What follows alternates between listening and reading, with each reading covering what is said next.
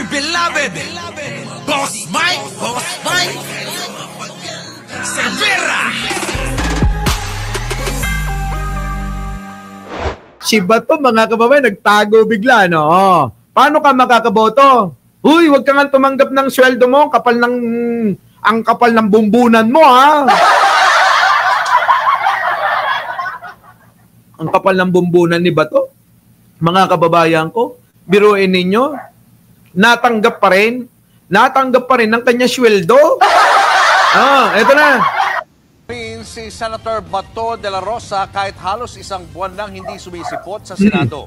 Kita nyo, halos isang buwan ka nang hindi sumisipot sa Senado, kalbo. Ako, nagdududa na talaga rito. Bakit hindi ka sumipot? Wala ka pa namang warrant di ba? Kala ko ba sasamahan mo si Digong? Mukhang mauna pa si Jack Ma. Baka naman mga kababayan, mauna pa yung mga yung mga 8 nakapila. Ilang kayo? 11 pala kayo. 8 yung nakalista bukod kay Bato, kay Bongo, at kay Digonyo na nauna nang nakakulong. So, 11 sila. 11, mga kababayan, 11 sila. Na nanganganib magkasama-sama sa kulungan ng ICC. 11. Kita nyo? Nakita nyo? 11? 11. Ayan, pag pinagtabi mo, yung dalawa, yung uno, tignan mo. Yan ang hindi nyo nakikita sa hula ko. Pag pinagtabi mo, ayan yung 11, 11. Marcos pa rin!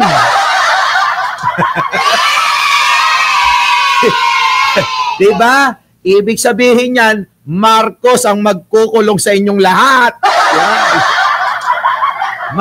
Mga engot kasi, hindi marunong tumingin ng mga, ano ba tawag dyan?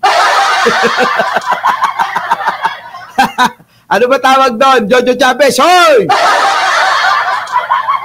Diba? 11, diba? 11 sila makukulong. Nako, eto na nga yung panaginip natin. So ngayon, mga kababayan ko, si Bato, ito. Wala kasing umiiral na no work, no pay sa Senado ayon kay Senate Committee on Finance Chairman Senator Sherwin Gatchalian. Kailangan daw ay magsumite ng excuse letter ang sinumang absent na senador. Pero sabi ni Gatchalian, wala pa siyang natatanggap mula kay De La Rosa. Si Senator Bato dapat nakatakdang mag-defend ng 2025 at ang attached agencies nito. Ito, alam nyo mga kababayan ko, biruin nyo, ang daming trabaho na napapabayaan. Di po ba? Siya kapal ng bumbunan netong kalbo na to. Mga kababayan ko, eto oy Bato, mahiya ka nga kay Dilima. Oo, mahiya ka kay Dilima, hayop ka. Naalala nyo ba si Dilima, mga kababayan ko? Nung sinabi niya na, sige, ikulong niyo na ako. Sabing ganon? Sino nakakaalala nun? Nung sabi, sige na, ikulong niyo na ako. Ngayon na. Gumaganon. Ginaya naman ni Bato yun. Oo, ginaya naman ni Bato yung ganong style ni Dilima. Sabi naman ni Bato, make my day, Mr. Trillanes. Ganon. Sige ka lang, ICC, ngak. Di ba? Sabi yun ni Bato, di ba? Sumama ka pa sa ICC, ikaw ang magpusa sa akin. Ganon. Putik na yan, mga kababayan. Akala ko talaga mangyayaring ala dilema siya. Sa unang-una sa kasaysayan, mga kababayan, may nag-ala dilema na kalbong katulad niya. Putik, nung nandyan na, narinig lang yung chismis na meron ng warrant of arrest. Abay, atakbo. Oo, atago, atulin. Hoy, bato baka naman gayahin mo si Kibuloy na magtatago ka sa ilalim ng lupa at gagamitan ka pa ng heartbeat. ano ba yung aparato na sa pamamagitan ng heartbeat ay matutunton tong kalbo na to? Yun yun no? Yung may heartbeat tulad ng ginamit kay Kibuloy. Tapos, ito namang kulto ni Duterte, aba, ang banat nila, ano yan? Heartbeat ng palaka.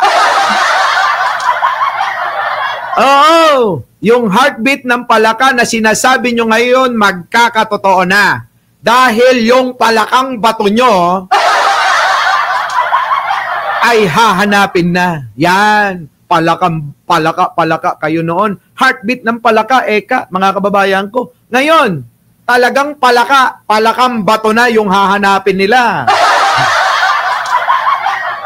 Kaya yung mga pambabatikos ninyo at kung ano-ano pa, ingat-ingatan nyo yan. Saldi Magbalon na, thank you naman. Thank you naman. Alam nyo ba? Nagiging fresh ako pag nakakabenta ako ng mga bag. Ang benta ko ng mga bag mula kahapon, 7 na. Kita nyo, 7, di ba? Ganon! Iba kasi mga kababayan. Pag gwapo yung nagbebenta. Siyempre, may tiwala sila. Pero kung ang magbebenta kamukha ni Libayan tsaka ni Banat Bay, sapat na palagay ninyo, makakabenta sila? Sino naman ang maniniwala sa ganong mga itsura? Subukan nyo kung makakabenta yung mga yan. Putik, biruin mo. Walang ka-passion, magbebenta ng may passion? Ulitin mo, Boss Mike, ulitin mo. Biruin mo. Mga walang ka-passion. Tapos, bebentahan yung mga mahilig sa mga passion katulad natin. Ay, nako. Diba? Eto na ngayon. Mga DDS. Diba sabi nyo nun? Ano yan? Ano yung heartbeat? General Torre. Metal detector ang ulo niya. Sabi ni McTandem. Diba? Palaka, iba yan? Heartbeat ng palaka. Ngayon, hindi. Palaka talaga yung hahanapin. Matuwa na kayo, mga DDS. Nagkatotoo na yung inyong hiling. Nagkatotoo na yung inyong hiling na palaka na yung hahanapin ni General Torre. Yun nga lang, palakang bato. Diba? Tuloy. Pero dahil wala siya, sinalo ni Gatchalian ang kanyang trabaho. Tingnan nyo. So, buti na lang, nandyan si Gatchalian. Hindi na nahiya ito. At saka mahiya ka, bato kay Dilima. Kababaeng tao, nakasama ka rin doon. Siya pagpapakulong. Di ka ba nahiya doon? Kasama ka sa nagpakulong kay Dilima, pero ikaw nagtatago ka. Si Dilima, pinaglaban. Yung alam niyang tama, di ba? Ito na, mga kababayan ko. Yan, Balikan natin, ha? Uy, bato, mahiya ka rito. Mahiya ka kay Dilima. Kalbo! Alam nyo, nakakahiya, no? Halimbawa lang, kung tatay ko si Kalbo. Siguro wala na akong ipapakitang muka sa mga kaibigan ko. Wala na. Halimbawa lang, lolo ko si Kalbo. Di ba? Mga kababayan, wala na. Nahihiya na ako sa mga classmate ko, hindi na ako magpapasok.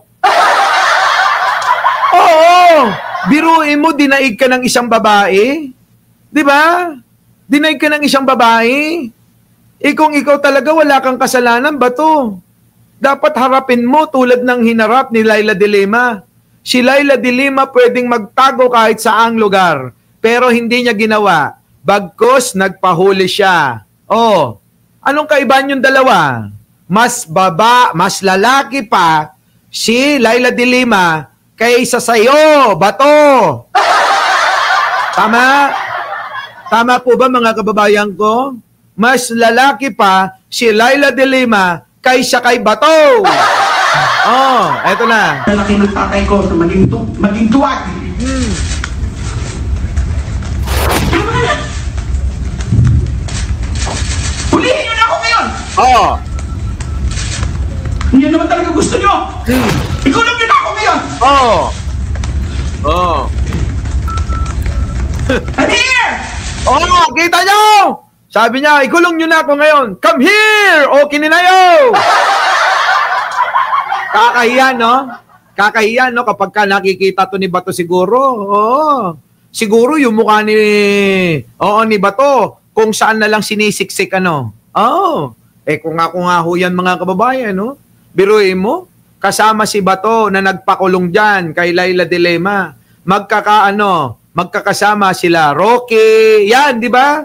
Sabi ni Roque, request niya daw sana, wag nang makalabas ito sa preso, sa kulungan, sana'y makulong daw habang buhay. Yun ang request ni Roque. Di ba? Pero nasaan ngayon itong tao na mga ito, nakitatapang noon, na akala mo mga kababayan, siguradong sigurado, yung pala ngayon, dumating ang pagkakataon, na mas matapang pa pala ang isang Laila de Lima. Yun! Yan kayo naman kulto ni Duterte, mag-isip na kayo.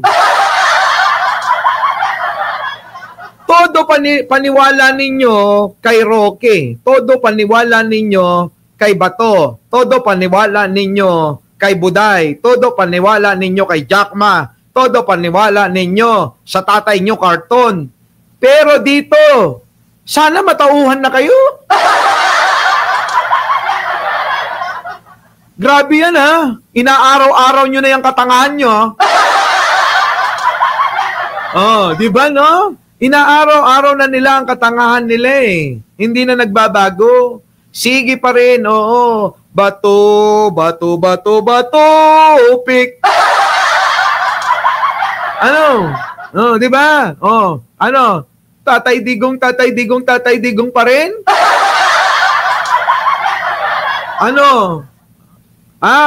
Harry Roque, mabuhay ka.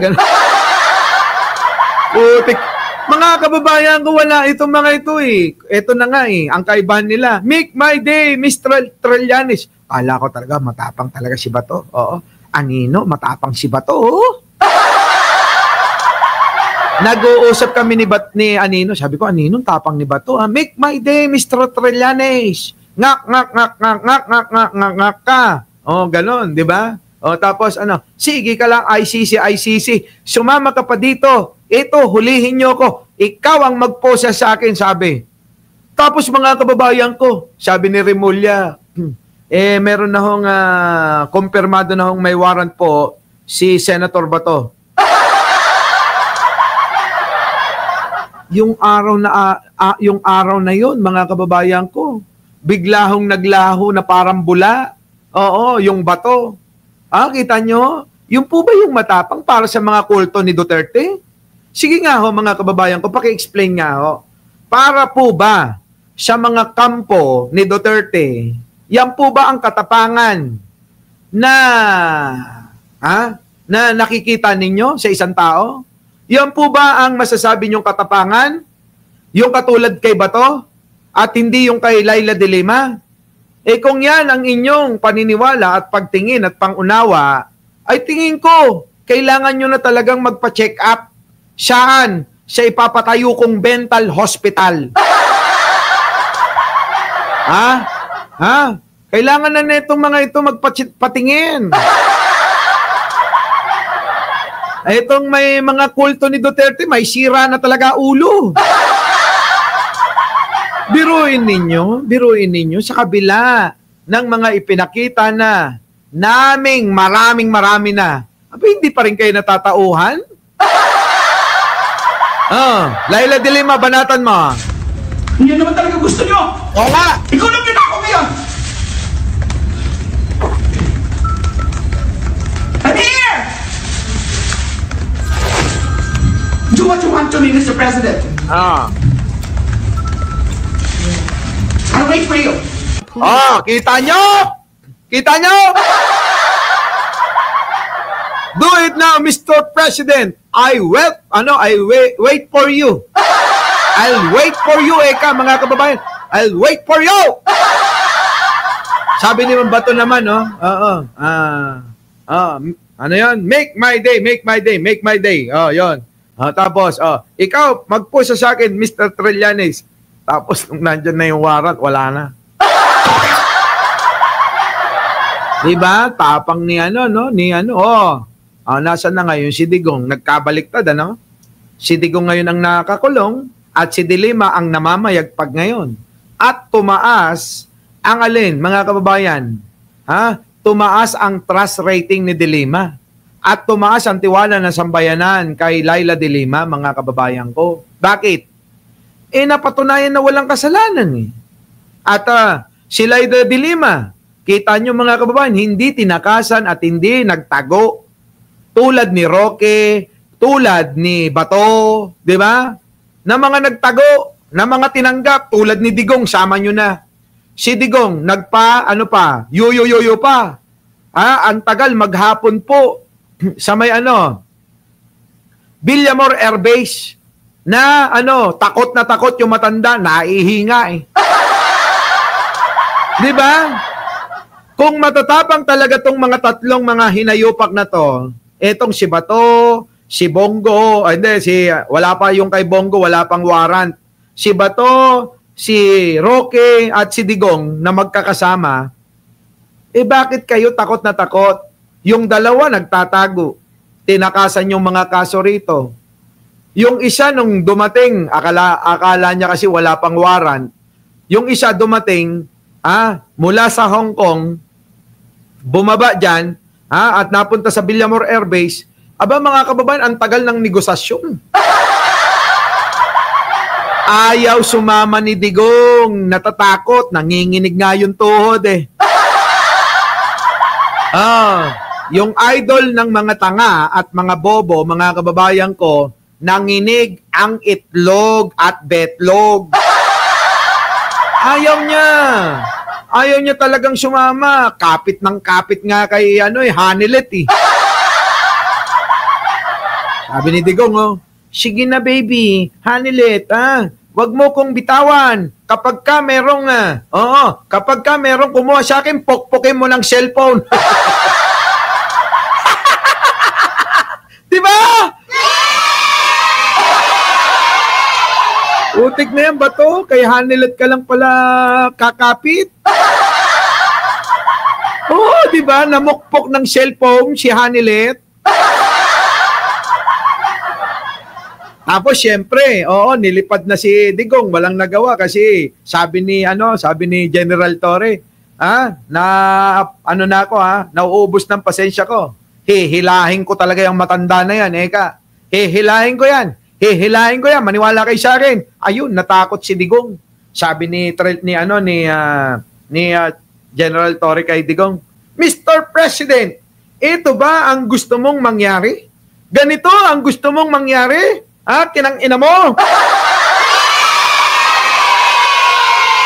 Dagdag ko lang yun. Pero, totoo talaga yun, di ba? Nung sinabi, ganito ba talaga ang gusto mong mangyari, di ba? Yun. Siguro, natauhan si Digong. Sabi, parang talaga, wala na akong magagawa, kundi, sige, sumama na lang. Kasi hihilahin ako, mas nakakahiya. Ito na ngayon, mga kababayan ko. Dumating ang ipi. Dumating ang ipi. Binigay yung shoulder niya. Ito, shoulder niya kay Hanilet, mga kababayan. Oh my God. Tapos si Ipirit, payak-yak na gano'n. Gano'n. Diba? Tapos, diba, nung kino-comfort ni Ipe, si Hanilet, sige na. Huwag kang mag-alala, nandito ako. Diba? Diba? Kino-comfort eh. Ayun, ginawang issue ni Takero. Ginawang issue ni Takero yun, mga kababayan ko. Ano sabi ni Takero? Uy! Malisyoso si Takero eh. Sabi ni Takero, uy, sila na. Grabe ka naman, Takero. Natawa ako dun. Biruin mo, hindi pa nga lumilipad yung eroplano, nasa loob pa lang, sila na agad nipe. Grabe, no? Grabe, oh. Hanggang siya, ayun na nga. Oh, para mapaiksi yung kwento natin, nanahimik na. Oo, nanahimik na yung dalawa. Si Ipe at si Hanilet. Hindi na sila makita. hindi na sila nakikigulo. Di ba? Walay na. Oh, yan. Si Bato, mga kababayan ko. Putik na yan, Bato, ha? Ang haba-haba ng binigay ko sa iyo na, na ere, ha? Our beloved Boss Mike Severa.